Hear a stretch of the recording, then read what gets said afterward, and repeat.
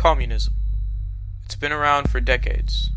It survived entire generations and outlived families. What it had started would shake the rest of the world before falling to its very own flaws. So, who made this ideology? How did it gain traction? And why is it still here? Part 1. From Humble Beginnings. The year is 1848. A small, 23-page pamphlet written in German has found its way into London's bookstores. By the next 2 weeks, more than 1,000 copies will reach Paris. Soon, it finds refuge in Danish, Polish, Swedish, and English bookshelves. Its name? De Manifest der Kommunistischen Partei, the Manifesto of the Communist Party. Communism owed its origins to Marxism, which in itself was a brainchild of the 19th century German philosopher Karl Marx and Friedrich Engels. Both he and Engels had traveled through parts of industrialized Europe. What they saw revolted them. Hundreds of workers, all of them families, crowded in filthy, dark apartment complexes. The pay was insignificant.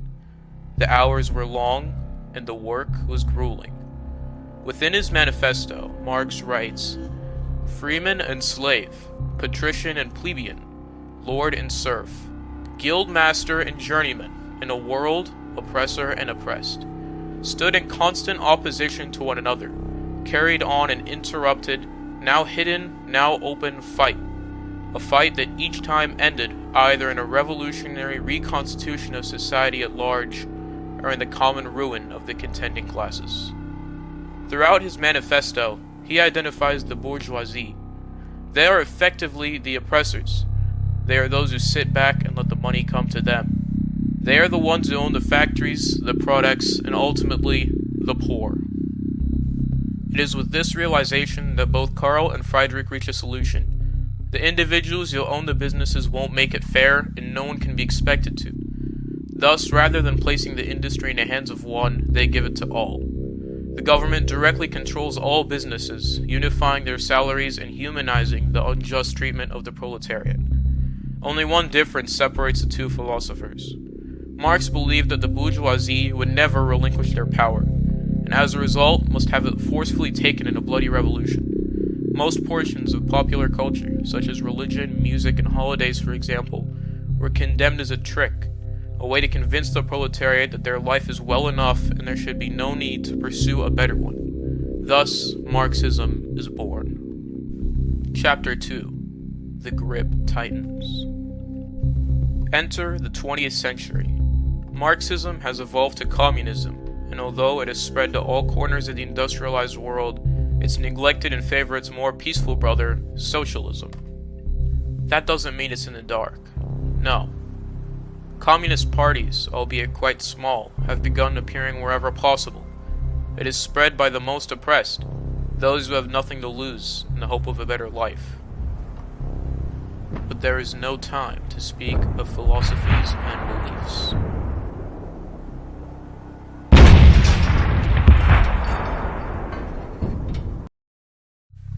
Almost overnight, everyone finds themselves at war. Austria-Hungary invades Serbia with aid from Germany, triggering Russian intervention, pitting the Alliance and the Entente against each other. From the front lines, things are bleak for both sides. Millions have died, and millions more will follow. The trenches have turned from a refuge from bullets to a melting pot for gases and disease. No one from either side dares to step out of their emplacements and cross no man's land, the inhospitable stretch of land that lay between our base and theirs. The fighting would continue for 4 years, destroying infrastructure, separating families, and taking the lives of over 40 million soldiers and civilians. Back at home, the Russian government and its politics were no less of a minefield than that of the war. By 1917, the war and the government's total devotion to it had sapped food, clothing, and anything you could think of from the civilian population. Looking to blame for the starvation and elevated poverty, they follow Marx's example, pointing the finger at the government. Behind this movement was one Vladimir Lenin, a political theorist born and bred in the Russian Empire. He, among other people, had idolized Marx's perception of a government and economic system. Consequently, when he saw the chance to grab the reins and steer a communist revolution, he took it. On November 7th, 1917, Lenin and a giant wave of Bolsheviks seized the Russian government, grabbing the entire country by the neck. From there, it was quite obvious what would be next. Install a communist government promising bread, land, and peace. Chapter 3. The Spread. The war had finally ended. Make no mistake, the feeling of relief and joy only lasted for a few minutes. Many Europeans woke up to a ravaged continent. Towns and cities were reduced to rubble. Their factories had been destroyed, and death loomed over everything in their lives. It was excessive poverty, combined with the fall of entire nations, that prompted many to look upon Lenin and Marx's ways. China's Qing dynasty had fallen, and the long-running, powerful empire that was once the Middle Kingdom was no more. During the afternoon of May 4th, 1919, thousands took to the streets, protesting against the weak provisional government, promoting and embracing the concepts that Marx had fathered. It was only until 1921 that the communists got a foothold in the government, forming the Zhongguo Gongchandong, the Chinese Communist Party. Lenin's promises of bread, peace, and land were hollow. The newly formed communists woke up to a terrifying sight. Vladimir created what would become the Red Terror, and it was just as gruesome as its French counterpart. Those who didn't support communism were executed, or worse, sent to labor camps. The Tsars and their family were shot in city squares, and their officials were shamefully treated. It only took 7 years for Lenin's illnesses to catch up to him. He was pronounced dead at the age of 54, falling victim to a stroke. It is here that Joseph Stalin, Lenin's general secretary, took hold of the country. Quickly increasing Russia's state of industrialization, Stalin collectivized agriculture, directing it toward the industrial centers to create larger yields of product for greater economic stimulation. Unfortunately, his economic plan had left no regards for the citizens, leading to massive famine, killing millions of people. Those who disagreed with Stalin's ways of rule were shot. Those who spoke wrongly of the state were shot. Those who were even slightly suspected of being oriented against Stalin were shot. Under Stalin's direct orders, from his coming to power to his final days, over 1 million people were executed. Als Diktat uns aufoktroyieren!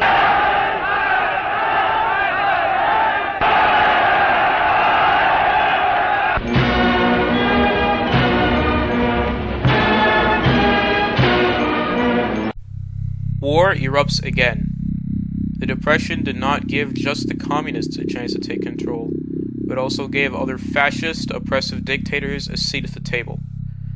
Adolf Hitler, Benito Mussolini, and Hideki Tojo had taken control of their respective countries, and each was determined on taking a larger slice of the world pie. The fighting was even worse. Greater weapons meant more efficient methods of destruction. The advance of communism was held on pause as all nations involved desperately fought for their survival. The war didn't end with a white flag. It didn't end with a happy note at all. It ended with a solemn, grim note. A bang that warned humanity of how far it had come. A threat to the world as a whole. Chapter 4. The Cold War. The war was over. While thousands were celebrating, others were at work, unraveling their governments and the ties they had held. China had cast away its ties, using an army of peasants to brutally seize control of the weak democratic government. Who was in charge? None other than Mao Zedong. Born a revolutionary, Mao took a shot at controlling the one-party system that was the People's Republic of China. He took the Soviet Union as an example. Mao had seen the issues that Stalin's economic plan had raised and attempted to remedy it with his own variation on the 5-year plan. It was a great success. The economic growth and industrialization exceeded the projected assumptions. It had seemed to work, except there was one snag. Mao wanted more. His second plan sunk the economy, killing millions with famine, others in work accidents. It would be a while before he was restored in the eyes of the public. The Soviet Union's newly claimed territories were being sewn into the motherland, becoming communist puppet states. West and East Berliners were waking up to see a physical separation, the Iron Curtain. The rest of Europe followed suit, with walls blocking the communist states from interacting with the rest of the world. The communist states that had formed during this period were as follows: Estonia, Latvia, Lithuania, Yugoslavia, Poland, North Korea, Albania, Bulgaria, Romania, Czechoslovakia, East Germany, Hungary, China, Tibet, North Vietnam, Guinea, Cuba, Yemen, Kenya, Sudan, Congo, Burma, Angola, Benin, Cape Verde, Laos, Kampuchea, Madagascar, Mozambique, South Vietnam, Somalia, Seychelles, Afghanistan, Grenada, Nicaragua, and others. By this point, the USA had signed the Truman Doctrine, a promise to contain and stop the spread of communism. It is then that the Cold War has started. Throughout this period, many proxy wars were fought, with each proving a chance for NATO and the Warsaw Pact to hash it out without the threat of global war. Some of the primary examples of proxy wars would be the Korean War, the Vietnamese War, the Cuban Missile Crisis, which we will get to later on, and the Soviet-Afghan War. Tensions between the sides during the Cold War would hit an all-time high during the Cuban Missile Crisis.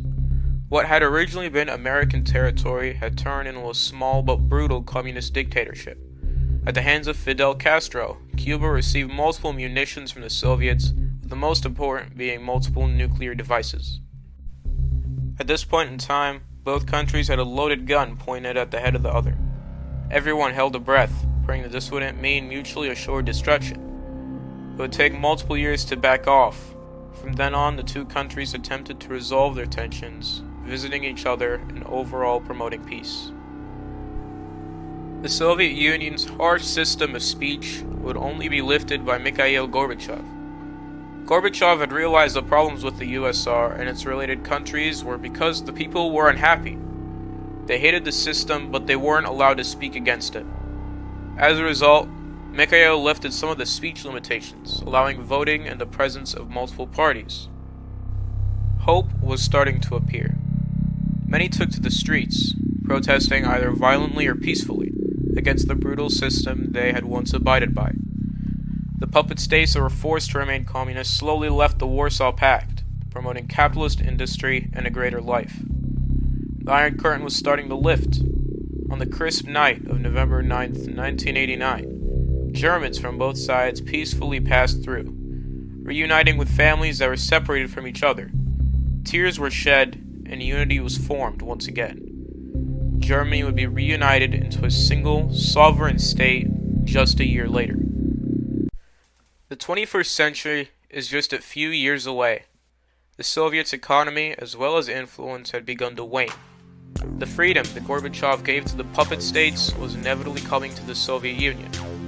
On December the 26th, 1991, the largest supporter of communism had dissolved. Out of its carcass and heap of ashes, 12 republics came out, those of which are listed as above: Armenia, Azerbaijan, Belarus, Estonia, Georgia, Kazakhstan, Kyrgyzstan, Latvia, Lithuania, Moldova, Russia, Tajikistan, Turkmenistan, Ukraine, and Uzbekistan. Conclusion. This was a blast to make. The script I typed is just shy of 10 pages long, so I'm more than certain no one will see the end of this documentary, at least in class. But it was still fun to make. I did want to cover the wars in depth, as well as the other countries, but a lack of time and the business of next week calls me to stop. I'm glad you enjoyed. Really, it's not like I can say I'll make another one, but it was a good experiment, so yeah, I guess that's it. So, Yeah. See ya.